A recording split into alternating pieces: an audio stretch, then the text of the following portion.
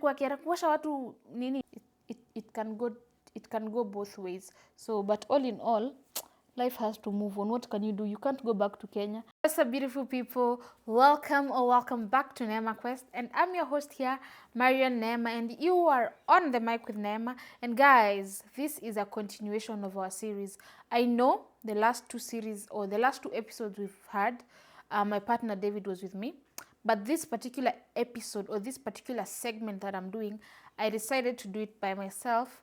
Reasons because I thought, you know what, just some baby girl time peke yake pia, I just want to have some quality time with my questers, nini. Anyway, guys, without further ado, guys, let's jump into our video. And guys, today's episode, I decided to talk about dependents. How do dependents migrate to the UK? And what are the advantages? What are the disadvantages? How is it like moving as a dependent? Is it easy? Is it hard? Is it stressful? What happens? Unajua, all those things. And with dependents, I'm also including children into that gap. Yeah? So guys, the first question is, which is actually very simple and very straightforward. How do you migrate to the UK as a dependent?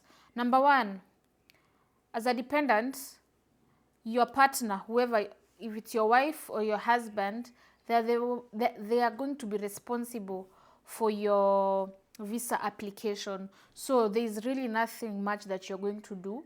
Your husband or your wife should be able to facilitate all that for you. So it should be straightforward. So what usually happens is because they have all your documentations, so they will apply it online for you from the UK. They can do it from the UK, and then the only thing you'll need to do as a dependent is to go to, especially for a Kenyan, you'll need to go to the embassy, the one that is in Westlands. You just need to go there, take your application, and once it's ready, if your visa is out, which in most cases you'll be granted your visa, unless there's a documentation that was not correct, which in most cases it rarely happens, because by the time you're taking your application or your application is being submitted, in most cases, or like they've listed down everything that you're meant to, to bring for your appointment. So in most cases you will get your visa, and the visa you get is the same as your partner's visa. So for example, if your partner has gone as a skilled worker, you'll definitely get a skilled worker visa, which in these cases is usually a tier 2 visa. And if, for example, your partner is a student, you'd get a student visa, and the restrictions are usually the same. So the advantages of going as a dependent is you are a freelancer. Yani, let's say you are your own boss when it comes to career, because you have no restrictions. Mostly ile restriction inakuanga imeandikwa hapo kwa visa inakuanga not sports person or something like that, if I'm not wrong. But basically you are not allowed to work in the sports industry. So you cannot become an athletic, you cannot become a footballer, you cannot become a coach, you cannot be like anything to do with sports. You're not allowed. Your visa, especially when you go as a like when you get a skilled workers visa, in most cases you don't have the permission to work in sports or to become a sports a person. Yeah, unfortunately. And I think it's because of the monies anyway. I don't know why, but yeah, in most cases that is what usually happens. So you've come to the UK now as a dependent. You've landed. You've probably landed with your kids. With your kids is also the same process. It's not as I said, the documentation that are required even for kids, they will be put on the website, and like from the home office, and everything that is required, you just send the application, and whatever you don't need, definitely you make sure you have everything so that the process is smooth. In most cases, most people get their visas. Okay, so I'm not going to talk about challenges of visa because me sijui. I'll just talk about what I know. I don't want to misinform anybody because that is not what I stand for. Yes. And you are, and this, let me just put this disclaimer out there. You are at the liberty to search and research and get information, the right information elsewhere apart from here. I'm just going to share my experience and my opinion, but you are at the liberty to look for information elsewhere, so that by the time you're making your decision, or when you're applying to go as a dependent, you're not misinformed, because they say that human beings, we suffer because of lack of knowledge. So please don't be part of the people that suffer because of lack of knowledge. Please Google, search their groups, search, research, so that you make sure you don't miss out, or you don't migrate because you fail to migrate because you didn't have enough information with you. Okay, I think I've talked about how you come to the UK, which, yeah, it's simple, haina mambo mingi. So you've landed in the UK as a dependent. What to expect? Hapa sandi unakwanga kizungumkuti. Expectation versus reality. Vitu kwa ground ni tofauti. Ay, my lord, I wonder. Allow me to laugh, guys, and I'm going to tell you the reason why I'm laughing.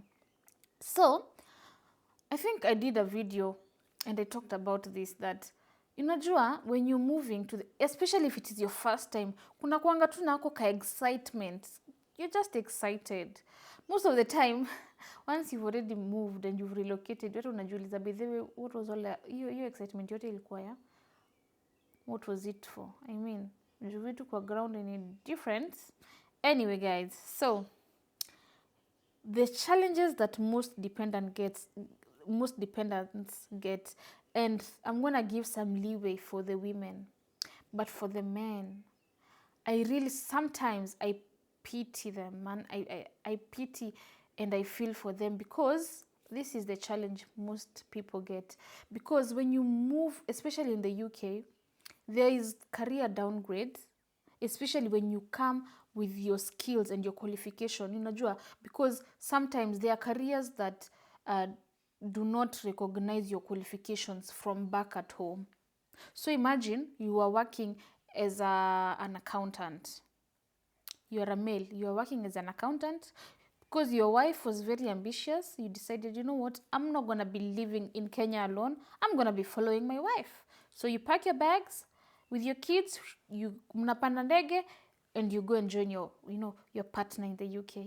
You were an accountant back in Kenya. You were living your good life there. You had your beautiful car. You had your beautiful house. But you have to let go of all that and go start a new life in the UK. You don't know what to expect when you go there, but you have positive expectations because it is a first world country, and you're very excited because you know what? Oh, I'm gonna be an accountant in the UK. Ooh. Ukikuja unapata uwe mambo imeenda sege mnegeme, because your accounting career or your accounting qualifications, they are not recognized. The only way they can be recognized is if you are to go back to school. So what are you then to do? You are left with one choice. Either you become, because another thing is, the jobs that are as usually at the disposal, and I'm saying this with a lot of respect, guys, the jobs that are usually available is the odd jobs, especially because hizo ndio jobs zenye utapata rahisi, unless you now decide to become a dependent, like the words, like vile jini inasema, decide to become a dependent, ukae nyumbani, unajua bibi yako akushughulikie ama bwana yako akushughulikie, ukose kufanya kazi. And now I'm going to tell you the challenge of you sitting down back at home. But before I get there, the thing is, if you're a wise person, would definitely not sit down. You'd have to do something, because you won't even be able to survive with just sitting down at home.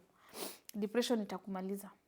So what happens is, now that you can't become an accountant, what to do? The jobs that are available are the nursing jobs, or working in old people's home, or working at in a home for the disabled, or living with it's called, or you become a live-in carer. those are the jobs that are available. Or you become a cleaner, you become an Uber driver, or you work in a warehouse where, you know, the Amazon, they do packaging, you know, all the odd jobs. That is what is. Or you become a bus driver. Unajua, something different from what you were doing back at home. Most men sometimes are not able to fathom that change. Others get into depression. Others decide to go back home. Others, some families break up because of that. Because, can you imagine, wewe ulikuwa accountant nyumbani. So how do you start telling people, eti sasa mimi ni caregiver? Sasa mimi, I'm a caregiver. You are no longer an accountant. I mean, sometimes inakuwa a bit shameful for some. And I'm saying this because men mostly are the ones usually are affected. Because, unajua, for a woman, you just adjust to the change and you move on. But the thing I also want to let you guys know, it is not permanent. You can always go back to school and upgrade. Depending on your career, you upgrade, and then you can now work in your career choice. But before that, you need to put food on your table. So you need to work. And the fact that I'm saying you're working as a carer, it is not as bad by there as people make it look. Being a carer, Mimi, I've worked as a carer. It is not that bad, guys. It is not that bad. It's just because in this case, you're helping somebody to gain their independency or to, unajua, I think ni vile tu watu wanakuwa wameiweka ako ka notion, especially mtu mwenye hajui, like kama hajafanya kazi ya care, hajakuwa care before, anaisema mimi siwezi fanya kuwa care, kuosha watu nini. Guys, it is not. And also, let's put it clear that you don't always have to work as a carer. There are other jobs apart from care jobs. Hakuna penye imesema eti lazima mtu afanye. Ni juu tu care jobs ndio inakuanga enye iko available na ndio iko na pesa mingi kushinda hizi jobs zingine. So that's why most people end up working in care jobs. For me personally, my experience is, first of all, I think I said in my previous video, I did not want to work as a caregiver. I didn't want to work as a caregiver, especially in an old people's home, ama in a disability, whatever. Na sio kwa ubaya, it's just because I also had that notion. Unaona, nilikuwa na hiyo notion, so sikuwa nataka kufanya. So me, I was lucky because I got to work in mental health as a community mental health support worker, which is different. Unaona, and me, like, for me, mine was very different. Like, it's very different from working as a caregiver in a nursing home. It's very different, and I was lucky. And that is also something I need to put outside here. You don't work, like, unaweza amua pia work in, like, mental health. It's because most people hawaekangi information huko. You can decide to work by there as a mental health support worker, and if kama utaki kwenda kuosha pupu watu, ama kwenda kupanguza watu, ama kwenda kuchange watu, you don't have to. If you work in mental health, you will have nothing to do with that.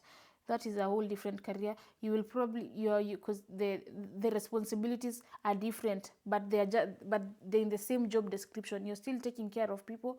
It's just because in this case, you're supporting people who have mental health disorder, or they have mental health challenges. But they are all in the same job group. Yes, the pay for mental health might be a bit more than the pay of people who work in old people's home and people who work in learning disability.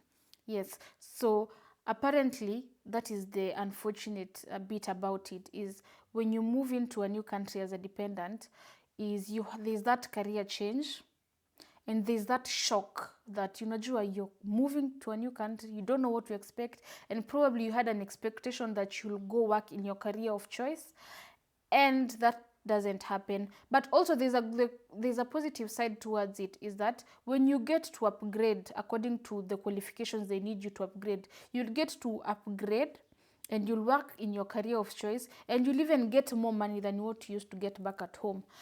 Other people are, fortunate enough to go straight into their career of choice. I know a friend of ours that worked in IT, and for him, he got to work, in his job career, like he got to work what he studied, which, there are not so many people who are lucky to work in their career of choice.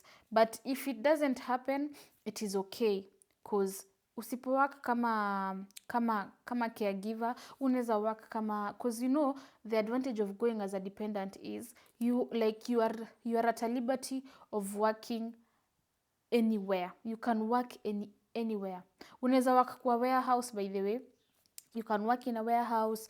You can become a cleaner. You can work in the supermarkets.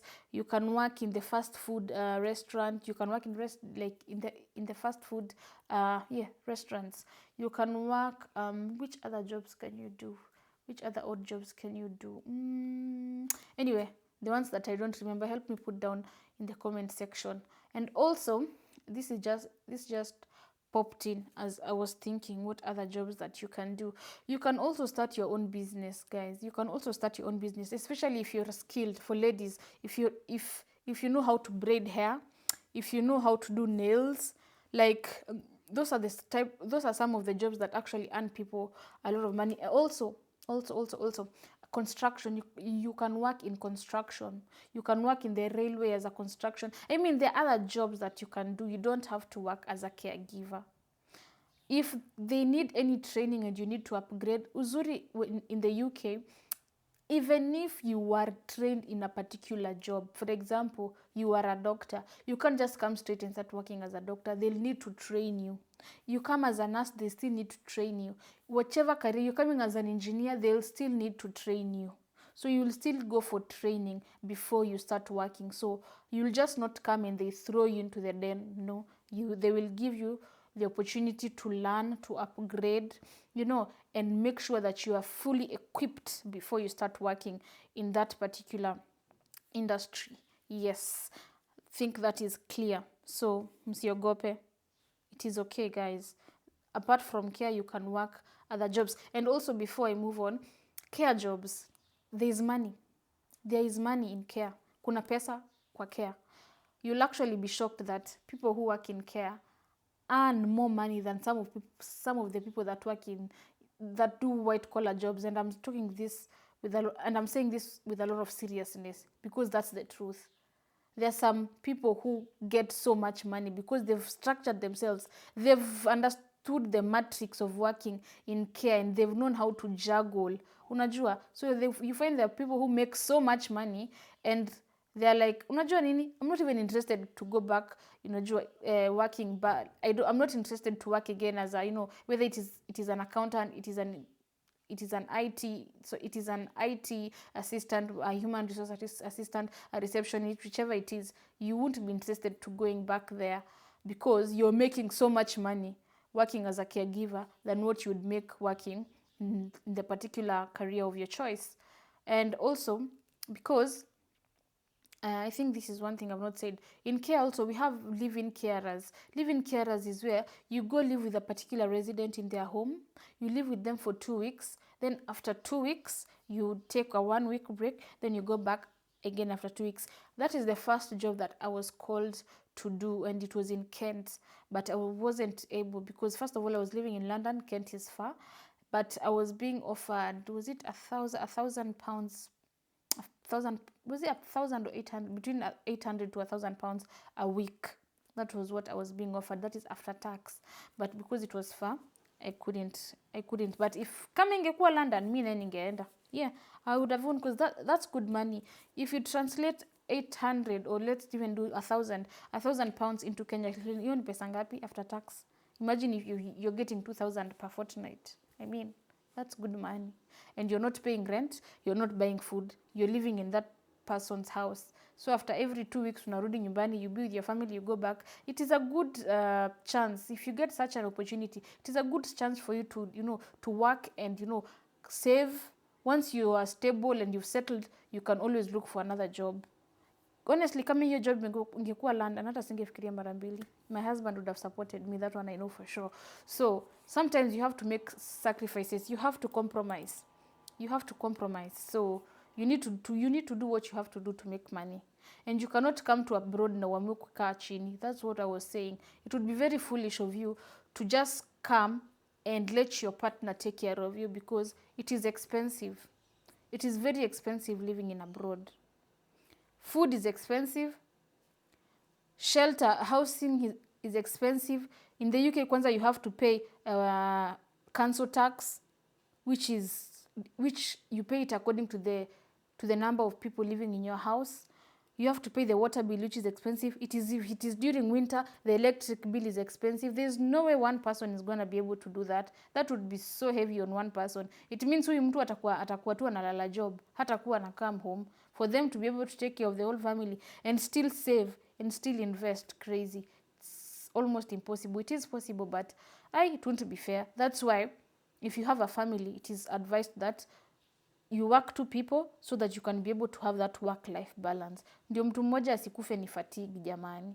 Yeah, and just also to be fair. And also you can, so that one person can be able to, as much as, let's say mmoja anafanya, akona permanent job, mwingine akona part-time job. If you have kids, if one person is doing a part-time job, the other one is doing a permanent job, it's good if you have kids, because then you have to have that balance. Because back in the UK, you are not gonna pay a nanny, or you're not gonna be able to afford a nanny in your house, because it means you'll be going to work and bringing all your money and giving it to the nanny. It is very expensive to have a nanny. So the only way is for you to have that work-life balance, where one person is probably having, unajua, wako part-time, mwingine ako permanent, so that when you bring your money together, mnaweza kuweka food on the table and you can still invest here and there. Because raising kids in the UK is not easy.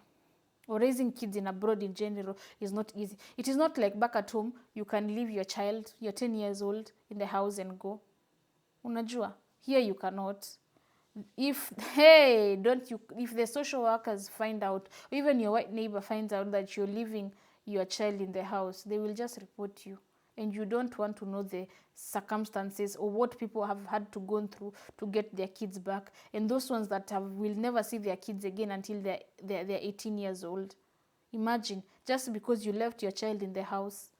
Because it is illegal, it is not allowed. You're not allowed, I think it is up to 14 years, if I'm not wrong. But 14 years and below, you are not allowed to leave that child in the house alone without a parent's supervision. So your child is with you 24 hours. Usiku na mchana. One person has to be there at home. And if they are not there at home, you take them to the child care. Child care is expensive. Inakuanga sijui ni £100 a day. Imagine £100 a day. You're not even paid that. Like imagine kama unalipwa tuseme 200. Hapana, it's crazy. You can't afford having a nanny. You can't even start thinking about it, especially if you just came into the country. It's crazy. You'll go broke. That's why most people, either people decide, so if you find people of your community, let's, for example, as we were living in London, there were a lot of Kenyans around us. So they usually mom groups, where, like, for example, you talk to the people that are around you, and you like in your work schedule zina match, where like if your neighbor is doing night, where unafanya day, so that you can help each other take care of kids. Others, what they do is, I've forgotten. Inaitwaje, they like, they like hiyo babysit for each other. So kama hauko job leo na kuchungia mtoto, kama niko job unanichungia mtoto, like that, vice versa. Yeah, because either you take that child to the daycare, which is very expensive, or you decide to stay at home, which is also very expensive. So one person will have to sacrifice. That's what I'm saying. Either one person will have to be a permanent staff, the other one will have to be a part-time staff in whichever job they are working. Or what happens is, one person, you go and talk to your bosses, unafanya kazi usiku peke yake, mwenzako anafanya kazi mchana peke yake, so that you can have that work-life balance, because work needs to be done, money has to be brought. If not, you go back home. Depression will finish you. You won't even survive. It's crazy, man. Because what happens is, in abroad, you're paid a lot of money, but the expenses match the money you get. So I'll give an example. You're getting paid 2,500 a month, right? That is one person. So in that 2,500, let's say unaishi kwa mostly unapata kama, especially kama unaishi London, unapata unaishi labda kwa 1 bedroom ama 2 bedroom. Let's say kama umpata 2 bedroom ya 1200 on the lowest. That is 1200 without bills. Ukiweka bills inaweza kuja kama 1400. So imagine kwa 1400 ushatoa 2500 kwa 2500 umetoa 1400. You've not paid kama ni child care, you've not paid for child care. You've not bought food and you have kids. If it's winter, hey, you have to buy clothes. It's crazy, guys. It's crazy. And you need to also send money back at home. Hey, it's stressful. So that's why if you're 2 people, you like both of you have to work. And other cases, some people decide to leave their kids back at home and they stay like with their partners until they feel like they're stable enough to bring their kids. Other people decide that their kids will stay back at home until until they are of age and then they can come. But the problem is in the UK, they have a rule of if you are 18 years and above, huwezi kuja kama sasa utakuja aje kama dependent 18 years and above. Huwezi. So if you're 18, no wait. I'm not gonna give that information because I'm not really sure, but I think I've heard something like that when like 18 years and above hawakubali kuja kama dependents. Yes, if I'm wrong, please, I stand to be corrected. Yes, so that's why most people bring their kids before they get to 18. I think I've tried my best to exhaust that part. If you feel I've left anything out, please feel free to put on the comment section. Okay? So something else I'm gonna talk about is housing. So the housing in the UK sometimes, especially when you come as a dependent, like kuna hiyo culture shock. Because imagine wewe na familia yako mlikuwa mnaishi tuseme kwa nyumba ya 4 bedroom home. Na hiyo 4 bedroom labda mlikuwa mnalipa 25k, si ndio? You come to the UK, you can't even afford to live in a 4 bedroom house. Number one, you can't. You won't be able. It's very expensive. First of all, their houses are very small, they are very tiny, and they are old houses. Na kuna housing crisis. So getting a house is expensive to live with your family. Number two, you get a house, it is very small. Number three, you're not even comfortable in that house. So kuna hiyo shock like, oh my goodness. Kama sisi imagine, hey, where? The first house we lived in the UK, the first house, pathetic. Ay, horrible. Hiyo nyumba tulikuwa tunalipa 850, I won't forget. Now that time David had not gotten a job. Mimi ndio nilikuwa nang'ana kutafuta kazi. Sorry, had not gotten a job. David was the only one working. Na sasa hiyo umeingia unalipwa mshahara ya band 4. Tricky. Hey, mtu anaweza sikia kama anaweza rudi home. Sometimes you come to abroad, you even wonder like, sasa mbona nilikam? Because unaweza kuja na kuambia ikupige vibaya. Imagine mtu alikuwa anaendesha gari yake mzuri. Alafu unakuja abroad. The only thing you can do is you can't even buy a brand new car. You have to buy a second hand car because you won't be like, you are not allowed to finance a car because first of all they have this rule, if you've not lived in the UK for more than 3 years, huwezi hata pewa finance ya gari. So the only thing na imebaki now, you just get a second hand car. But the goodness is si expe. So kama ulikuwa unaishi maisha lavish, inaweza kupiga vibaya sana by the way. Inaweza kupiga vibaya hata uregret by the way mbona ulikuja. I'm telling you the truth, guys. Sometimes it's vice versa. It can go both ways. So but all in all, life has to move on. What can you do? You can't go back to Kenya. Me, I know of a lady. This one I was being told. I know of a lady that she's like alikuwa na wenye si clinic officer, wenye wanakanga sijui wanaita or something. Anyway, but in the healthcare in healthcare in Kenya, then she came with her kids. Do you know that lady sold everything? She sold everything to come to the UK. Alafu huko when she was in Kenya, yeye hata alikuwa anakaa kwa ofisi. Alikuwa anasema alikuwa anapata time. Like she used to get time to go and do her own things and then come back to the office Hey, but you've come to the UK, now you're working as a nurse, where you have to work like your 12-hour shift and you finish, and you're getting peanuts, eh? And you've sold everything back at home, you have 4 kids. How do you survive? Hey, you people have gone through things. If people start telling you what they've gone through after they moved to abroad, thinking it is going to be all flower and roses, and then they find, where was I digging my own grave without knowing? It's crazy, guys. It is crazy. Anyway, advantages is that you can always go back to school. You can always go back to school, study, study any career of your choice and become whoever you want. At least that is a positive, because the system supports that. Another thing is healthcare is free. Education for your kids is free. So you will never need to worry about that. That is out of your worries. Like, you'll never need to worry about healthcare. You'll never need to worry about education, because as long as they work high school and elementary is free, and college is free. But for uni you have to pay. Yes, you have to take students loan, so it's easy. That is if you're qualified or you're eligible to. I don't think people who are not residents ama hujapata hiyo permanent residence, permanent leave to remain, I don't think you are eligible to getting the funds. But yeah, I don't know, I'm not sure. Something else is kids. For your kids, when it comes to the dental clinics, they'll also get that for free. So actually I feel like kids benefit more.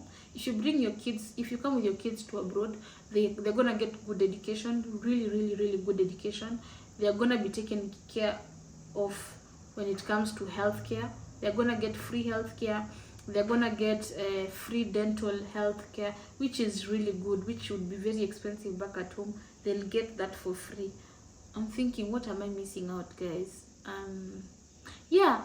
So life as a dependent, if you just accept the reality of the matter. For example, you've come and whatever you expected is not what you've really, like, your reality is different. The only thing you can do for yourself is just accept. Once you've accepted, you get to the job you get to the most available job that you can get. You start earning money, then you start upgrading yourself, because you need to invest. By the two people, me kama sisi, which we'll talk about when in our next segment, is if you plan yourself well in abroad, you can invest. You can invest vizuri sana. You can invest in land. You can buy yourself apartments. Listen, if you plan yourself, you can do whatever you like. You can build yourself, you can build your family, because at the end of the day, you're earning money. If you just know how to go about it, if you understand the matrix of it, you'll be able to make so much money and build yourself, and people will see a difference when you go back home. I think that's it, guys. I've written some of the pointers down so that I don't forget. That's why I keep looking at the computer. And yes, guys, I think that is what I can say at the moment. As a dependent, you have the liberty to do whatever you like. And yeah, so you can freelance, you can start your own business.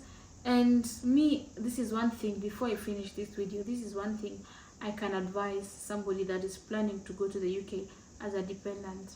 Please, if you're a lady, this is for ladies, and even for men. I mean, it depends if you're skilled at it.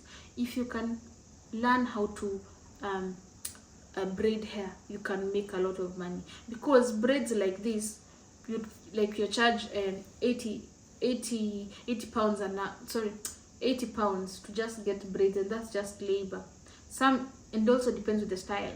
So there are some styles that would even cost 150, others 200 pounds. I remember when I was coming to Australia, I wanted to do boho braids, and the lady I asked told me, hey, boho braids in 500 pounds. I said, 500 pounds to get boho braids? I don't want. Nikachana na hayo. But yes, so if you're skilled and you can make good use of your skills, if you know how to do nails, you can make a lot of money. If you know how to